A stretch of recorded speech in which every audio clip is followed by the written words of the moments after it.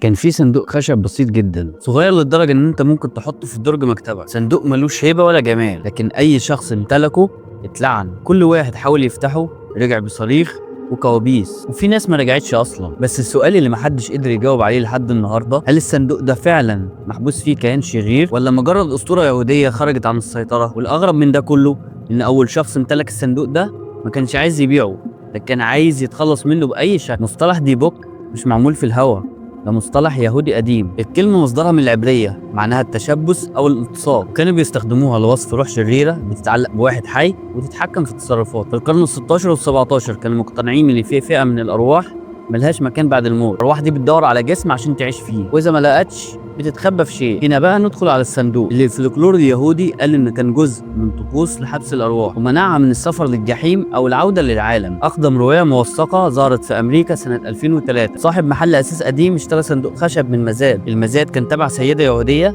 ماتت عن عمر 103 سنة. السيدة على حسب كلام عيلتها كانت دايما بتقول ما تفتحوش الصندوق ده أبدا. صاحب محل الأساس افتكر إن ده كلام كبار وبس، أخد الصندوق للمحل، ومن هنا حصلت الكارثة. أول يوم الصندوق اتفتح فيه طلع منه ريحة غريبة.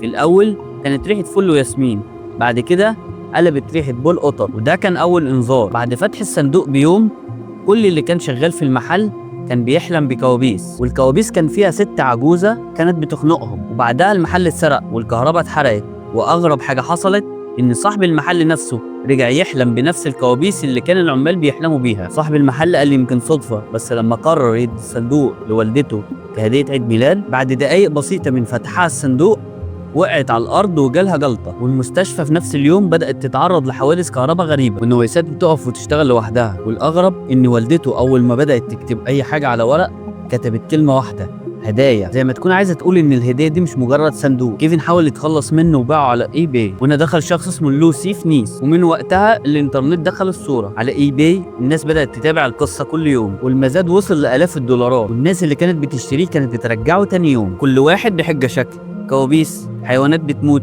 أجهزة بتتحرق، كدمات في الجسم، أصوات في البيوت، لحد ما وصل لواحد اسمه جيسون، وده بدأ يعمل تحقيق علمي عليه. خدوا له معامل وناس في مجال الباراسيكولوجي، والغريب إن لقوا في الصندوق شعر وعملات وتميمة وورد جاف وشمعة. الحاجات دي كلها جزء من طقوس يهودية اسمها كابالا. في ناس قالت ان كل ده هب، في ناس من علماء النفس قالوا ان ده اكسبكتنسي افكت، العقل لو توقع اللعنة الجسم بينفذ. لكن الغريب ان رجال دين يهود نفسهم اعترفوا ان الديبوك مصطلح اصيل، وانه كان جزء من محاكمات دينية في بولندا قبل الهولوكوست. الصندوق ده لحد النهارده موجود ومحطوط في مكان ما، واللي يعرف مكانه ناس قليلين جدا. بس لو عايز الغريب بجد، ان الصندوق ده مش صندوق واحد، في اكتر من صندوق ظهر بعده وباشكال مختلفه، وده معناه حاجه واحده بس: يا اما القصه دي حقيقيه او في ناس بتحاول تنسخ اللعنه دي. لو الصندوق ده مجرد خرافه للناس اللي بتمتلكه بتتصرف كانها عايشه في لعنه، ولو كان حقيقه، هل الارواح ممكن تتحبس في خشب ولا في حاجه اكبر من كده؟